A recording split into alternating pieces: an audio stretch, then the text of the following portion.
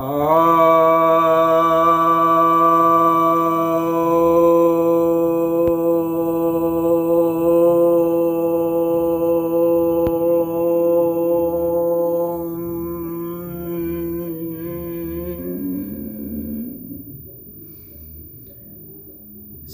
भक्तजनों को सप्रेम नमन। भक्तों, आज संत शिरोमणि श्री रविदास जी की जयंती है, तो आज उसी विषय पर मैं कुछ चर्चा करूंगा आप लोगों से।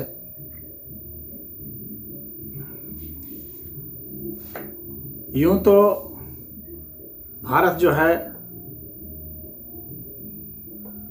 संतों की भूमि है। यहाँ एक से बढ़कर एक संत हुए हैं जिन्होंने दर्शन के क्षेत्र में, शिक्षा के क्षेत्र में, विज्ञान के क्षेत्र में, ज्योतिष के क्षेत्र में, चिकित्सा के क्षेत्र में, रसायन शास्त्र के क्षेत्र में और तमाम अन्य विद्याओं के क्षेत्र में, चाहे संगीत हो, कला हो, नृत्य हो, सभी विद्याएं जो आज हम लोग जानते हैं उनमें से कोई भी ऐसी विद्या नहीं है जिनमें संतों की कुछ न कुछ भूमिका नहीं रही हो या बेहतर भूमिका न रही हो। चाहे समाज सेवा का क्षेत्र है, चाहे राजनीति का क्षेत्र है, चाहे कोई भी क्षेत्र आप ले लें, तो उनमें से कुछ संत जो बहुत बिरले हुए हैं, बहुत आध्यात्मिक पवित्र हृदय वाले और जिन्होंने समाज के लिए बहुत कुछ किया, समाज को बहुत दिशा दी और जो लंबे समय तक आज भारत को आंदोलित कर रहे हैं, तो उनमें से संत रविदास जी हैं। संत रविदास जी का जो जन्म है वह वाराणसी क्षेत्र में हुआ है और इनका जो जन्म का डेट है वह स्पष्ट नहीं है, मतलब इसमें मतांतर है और मतांतर यह है कि कुछ लोग इन्हें 1376 का मानते हैं, कुछ लोग 1377 का मानते हैं और कुछ का मत है 1398 का। बहरहाल जो भी हो, इनका यह जन्म जो है माघ पूर्णिमा में सब लोग आश्वस्त हैं कि माघ पूर्णिमा के दिन इनका जन्म हुआ था, रविवार के दिन हुआ था और उसी के नाम पर ही इनका रविदास नाम पड़ा था। गोवर्धनपुर इनके गांव का नाम था और इनके माता पिता जो थे वो संतोष दास जी जो हैं वे इनके पिता थे और इनकी माता थी कलसा देवी और इनकी जो पत्नी थी वह लोना देवी थी और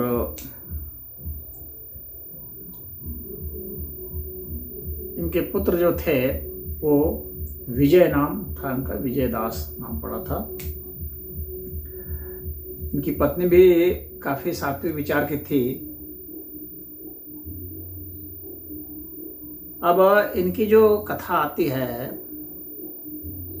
अच्छा ये इनकी जो चर्चा है वो इनकी बिरादरी से भी है कि यह जो है चमार बिरादरी से थे।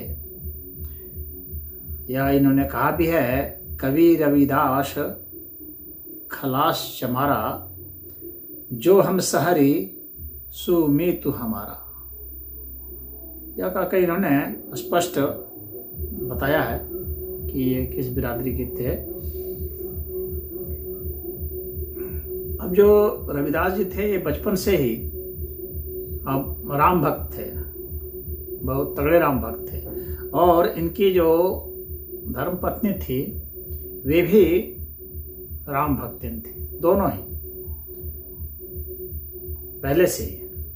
और ईश्वर का संयोग कि इनका विवाह भी हो गया। अब ये इनके पूर्व जन्म की भी एक कथा आती है। और पूर्व जन्म की कथा आती है कि उस जन्म में ये जो थे तपस्वी थे और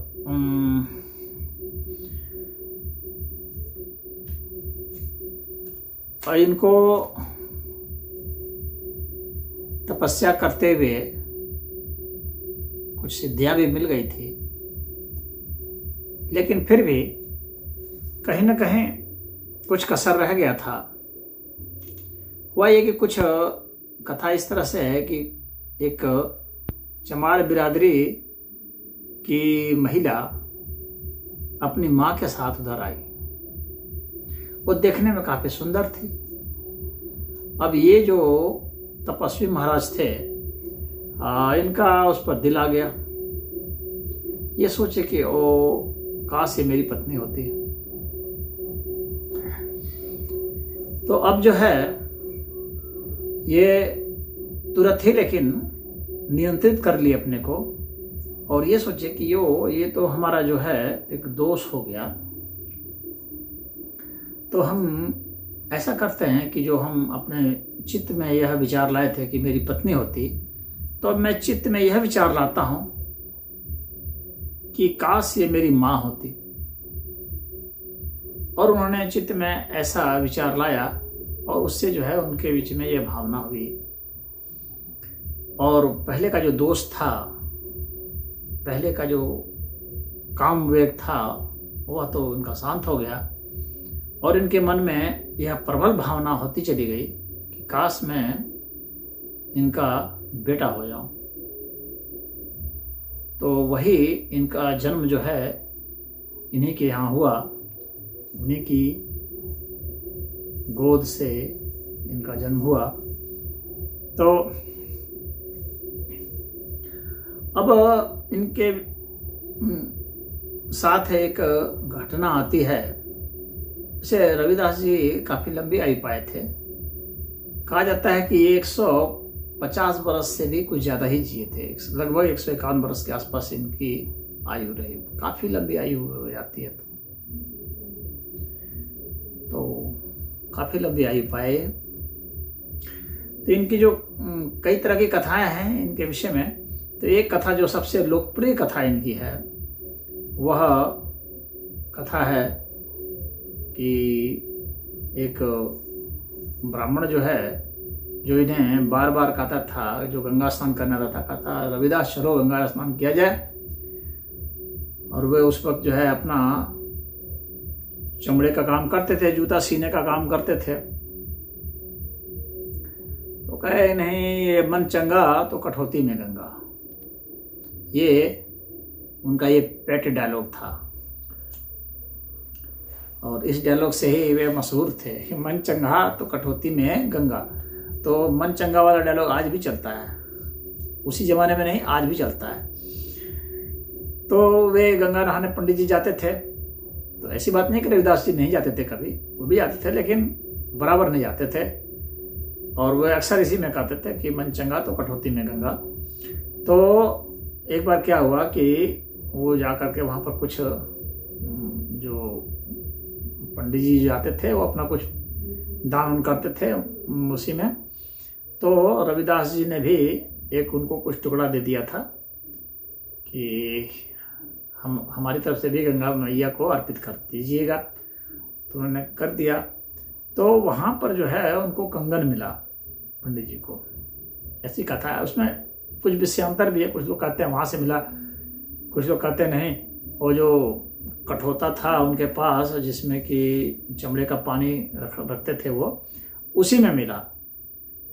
लेकिन खैर जो कथा ज़्यादा लोकप्रिय है मैं उसी को महत्व दे रहा हूँ। तो उनको वहाँ से कंगन मिला और फिर कंगन लेकर के आते हैं, जो रानी को जाकर देते हैं। काशी नरेश जो थे तो वो उनकी रानी को जाकर देते हैं कि यह जो है कंगन हमें वहाँ गंगा जी ने दिया है, तो यह कंगन जो है आपके लिए ही अच्छा रहेगा।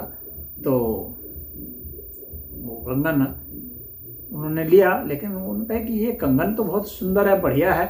रानी ने कहा ऐसा कंगन जो है मुझे एक और इसकी जोड़ी चाहिए। अब वो पंडित जी फंस गए, अब इसकी दूसरी जोड़ी कहाँ से लाए। तो उन्होंने कहा कि ऐसा है ना कि ये कंगन जो है वो गंगा जी ने मुझे दिया है, और वास्तव में रविदास ने हमें दिया था और दान करने के लिए, तो मैंने दान किया था, तो गंगा जी ने उसके बदले में मुझे वह दे दिया था।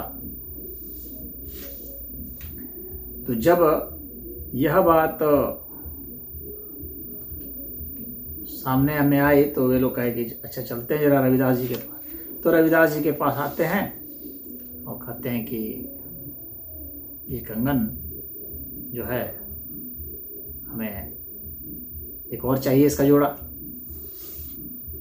तो रविदास जी जो है फिर अपने कठौते से निकाल करके एक और देते हैं। तो यह घटना जब घट जाती है तो वहाँ पर क्या होता है कि रानी को एक कुछ बीमारी भी थी और वह बीमारी छूट जाती है, और उसके कारण क्या है कि वह बहुत प्रभावित हो जाती हैं उनके इस प्रताप से कि कंगन भी दे दिया और जो है इस तरह से निकाल दिया। तो उन्होंने कहा कि आप जो है हमें हम भी, उन्होंने अपना भी गुणगान किया, कहा कि हम बहुत दान पुण्य करते हैं। रानी ने कहा, तो रविदास जी ने कहा कि वो तो आप करती हैं तो बहुत बढ़िया करती हैं, लेकिन बिना गुरु किए हुए दान पुण्य व्यर्थ है, नहीं फल होता है। तो अब रानी ने कहा कि नहीं, गुरु जी तो मैंने किया है, एक ब्राह्मण हैं जो मुझे मंत्र दिए हैं। तो रविदास जी ने कहा कि वो नकली ब्राह्मण से है, नकली गुरु है ना, वो नकली गुरु से काम नहीं बनेगा। तो उन्होंने कहा कि अगर वो नकली गुरु नहीं होता तो तुम्हें ये रोग क्यों होता, वो ठीक नहीं कर दिया होता।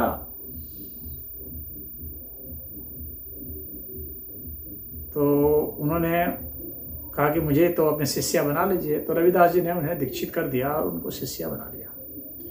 तो वाराणसी के काशी नरेश उस वक्त जो थे वो नागरमल नाम के काशी नरेश थे। तो उन्होंने इनको बुलाया, अपने रानी ने अपने घर में, वहाँ भंडारा भी हो रहा था, और वे लोग दीक्षित होकर के वे लोग पति पत्नी दोनों जो हैं वो इनके शिष्य बन गए थे। तो भाई जो गुरु होगा तो उसको ऊंचे आसन पर तो बैठाएंगे ही, तो ऊंचे आसन पर बैठाए थे। तो अब जो है वहाँ ब्राह्मण लोगों को भी बुलाया गया था। तो ब्राह्मण सब बहुत नाराज हुए कि हम लोग जो है ऊंचे आसन पर बैठेंगे कि ये ऊंचे आसन पर बैठेगा, ये तो चमार बिरादरी का है।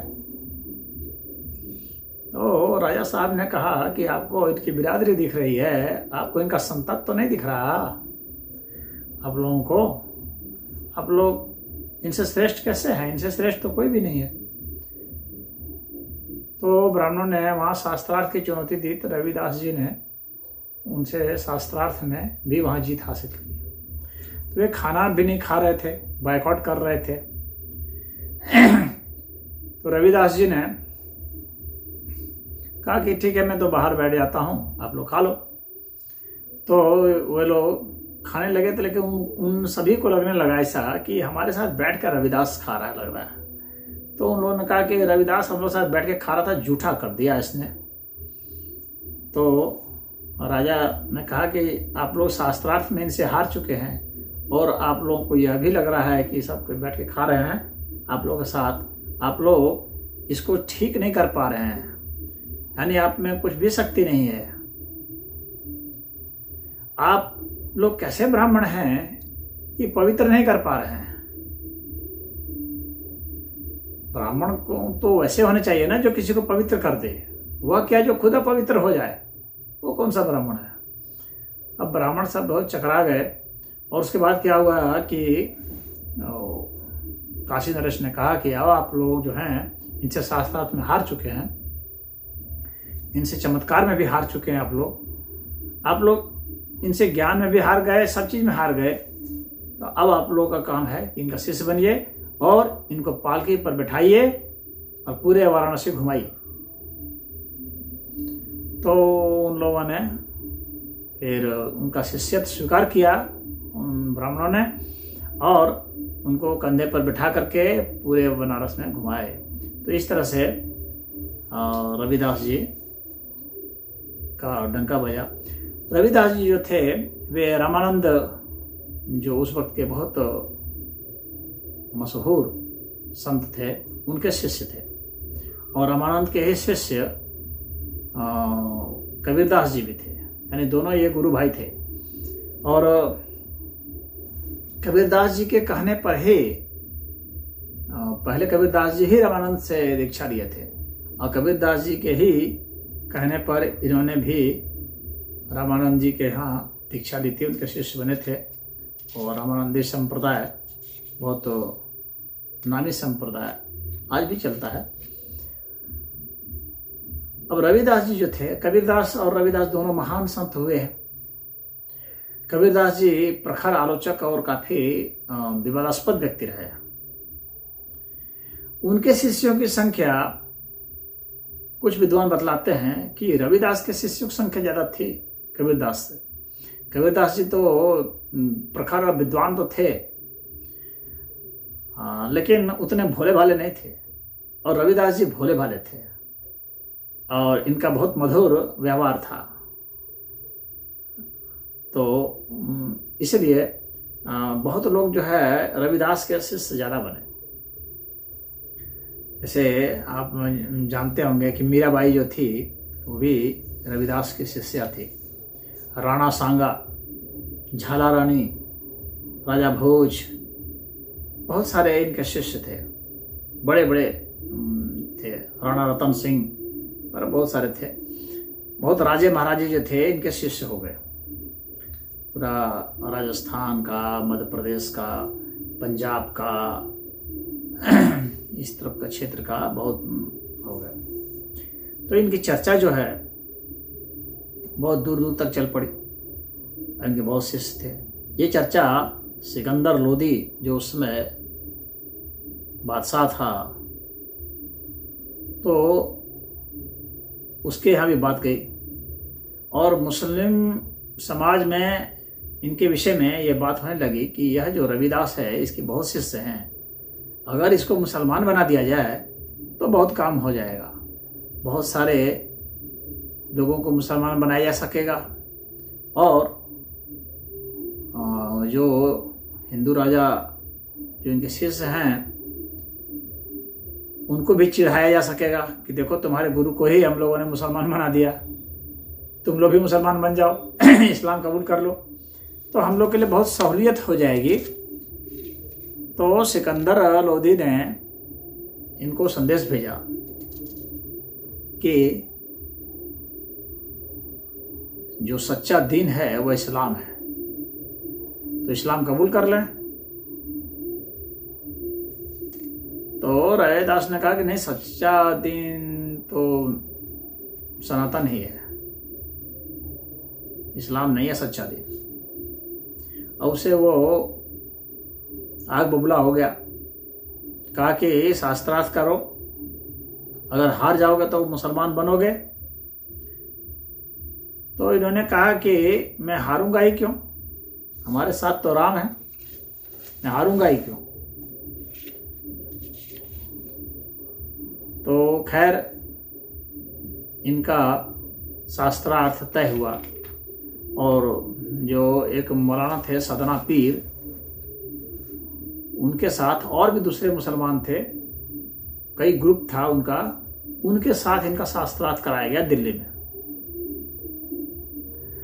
और रविदास जी ने हरा दिया उनको। और उसके कारण क्या हुआ कि सिकंदर लोदी बहुत नाराज हो गया और कहा कि इसको कैद कर लो, और कहा कि तुमको इस्लाम कबूल करना पड़ेगा जबरदस्ती। हम लोग ऐसे भी इस्लाम कबूल करवाते हैं, या तो तुझे मरना पड़ेगा। तो रविदास जी ने कहा कि मुझे मृत्यु मंजूर है, धर्म परिवर्तन मंजूर नहीं है। मैं इस तरह के झूठे धर्म में, इस्लाम धर्म में नहीं जाऊंगा। तो उन्हें कैद कर दिया गया। कहा कि इसे भूखा मारो, जब तक ये इस्लाम कबूल नहीं करेगा इसको कुछ मत दो खाने पीने को। अब ये चर्चा पूरी फैल गई। रजवाड़े थे जो इनके शिष्य थे, अब उन लोगों ने कहा कि अब क्या होगा। तो सब लोगों ने योजना बनाई और जिस जेल में इनको रखा गया था बंद, उस जेल पर ही धावा बोल दिया कई राजाओं ने एक साथ, और उनको छुड़ा लिया। छुड़ा करके वो लिवा गए दिल्ली से दूर। अब जो है सिकंदर लोदी बहुत नाराज हुआ कि अब जो है क्या किया जाए। तो उन्होंने कहा कि ये तो चला गया, लेकिन इसकी बिरादरी कहाँ जाएगी। तो सिकंदर लोदी ने कहा कि जितने भी चमार बिरादरी के लोग हैं उन सभी को यह विकल्प दिया जाता है कि वे इस्लाम कबूल कर लें, या फिर उनसे जो है हम लोग मेला ढुआएंगे और जजिया कर भी लगाएंगे। तो जजिया कर भी लगाया, मेला भी ढवाया, और वहां से एक मेला ढोने वाली जाति का निर्माण हुआ। उसके पहले मेला ढोने वाली कोई जाति नहीं थी भारत में। तो वहां से मेस्तर जाति का वो हुआ, भंगी जाति का निर्माण हुआ। इन लोगों ने इतने जुल्म सहे परंतु धर्म अपना नहीं बदला। तो इनकी जो कुर्बानी है, इनका जो बलिदान है, उसे आज हिंदू समाज उसका ऋणी है कि इतने तकलीफों के बावजूद भी इन्होंने धर्म परिवर्तन नहीं किया अपना, और सनातन धर्म में डटे रहे उसके ऐसे सिपाही बन करके। तो ये रविदास जी जो थे, इन्होंने तो बहुतों को दिशा निर्देश दिया, और बहुत लोग इनके संरक्षण में, इनके दिशा निर्देश में ज्ञानी ध्यानी भक्त हुए। इनको तो कबीरदास ने संत शिरोमणि की उपाधि दी। इनके विषय में कहा कि ये संतों में संत हैं। तो मीरा बाई जो इनकी शिष्या बनी थी, तो उसके विषय पर रविदास जी लिखते हैं, वर्णाश्रम अभिमान तजी, पदरज बंदहि जासुकी, संदेह ग्रंथि खंडन निपन, बाणे विमल रैदास की। रविदास को उत्तर प्रदेश में रैदास वगैरह भी कहते हैं। इसे कुछ लोकप्रिय नाम हो जाता है, जवान पर जो चढ़ जाता है। लोग अभ्रंश भी बोलते हैं कि शुद्ध नहीं बोल पाते हैं। तो ये जो रविदास जी थे, तो उनको कुछ तो सामना करना पड़ा। ब्राह्मणों का को भाजन बढ़ना पड़ा था कुछ समय तक के लिए। इन्हें घर से भी वो कर दिया गया था। घर इनका कुछ बताते हैं कि गिरवी में रख दिया गया था, कुछ बताते हैं कि इनके पिता ने ही इनको घर से निकाल दिया था। खैर जो भी रहा हो, पूरा स्पष्ट नहीं है कि इन्होंने कर्जा ले लिया था उसके कारण निकाला गया, या इनके पिता ने ही इनकी आदतों से, क्योंकि हर समय जो है संतई में रहते थे, तो इनकी और इनको पत्नी को दोनों को निकाल दिया था। खैर जो काशी नरेश थे, उन्होंने कहा कि गुरुजी ऐसा है कि आप जो है ये जो चमड़ा का काम जो है, जूता सीने वाला, इसको छोड़ दीजिए, कोई बढ़िया सा बड़ा सा कोई काम कर लीजिए, जितना धन लगेगा मैं धन आपको दे दूंगा, आप कीजिए। तो रविदास जी ने मना कर दिया, कहा कि नहीं, मैं अपने इस काम से संतुष्ट हूं। निष्काम कर्म यही है कि भगवान ने जो भी कर्म दिया है उस कर्म को ही अच्छा से कर देना है। अच्छा से कर देना है मतलब कि भगवान का नाम लेते हुए कीजिए, तो वही अच्छा से हो गया। निष्काम कर्म वही है। प्रमोशन की इच्छा कौन करता है? वही करता है जिसको श्रद्धा नहीं होती है, जो लोभी होता है उसी को प्रमोशन चाहिए। इतना से तो हरिनाम भज रहा हूं ना, बस काफी है। उतना ही धन चाहिए जितना से कि हरिनाम भज सकूं, और ज्यादा की जो कामना करता है वे सब लोभी है। अब काशी नरेश नतमस्तक हो गए कि गुरु जी आपकी जैसी इच्छा। रैदास जी ने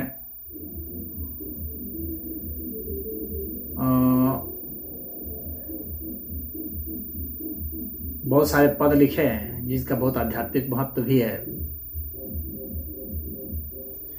और ये उस विषय में कहते हैं कि जन्म से कोई बड़ा और कोई छोटा नहीं होता, कर्म से ही बड़ा और छोटा हो सकता है कोई। रैदास जन्म के कारण होत न कोई नीच, नरकू नीच कर डारी है, ओछे कर्म की नीच। जो अच्छा कर्म करता है वह नीच होता है, जन्म से कोई नीच नहीं होता है, कर्म से विचार से ही कोई महान होता है। मैं इनका तो काफी लोकप्रिय पद है, भजन है, जो आप लोग सभी लोग सुने हैं भारत में, जो भी भजन प्रेमी लोग हैं। प्रभु जी तुम चंदन हम पानी, मैंने भी वह वीडियो अपलोड किया है गा करके, आप लोग सुन सकते हैं। और बहुत अच्छा अनूप जलोटा जी ने गाया है।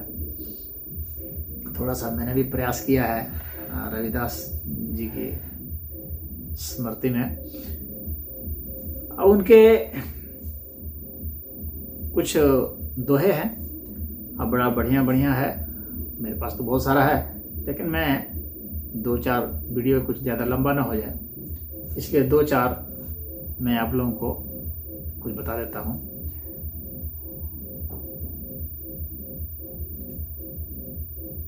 रविदास मानव जन्म में ओ चित्त में गुरु एक। मैं गा के नहीं सुना रहा हूं, अन्यथा बहुत ज्यादा लंबा हो जाएगा।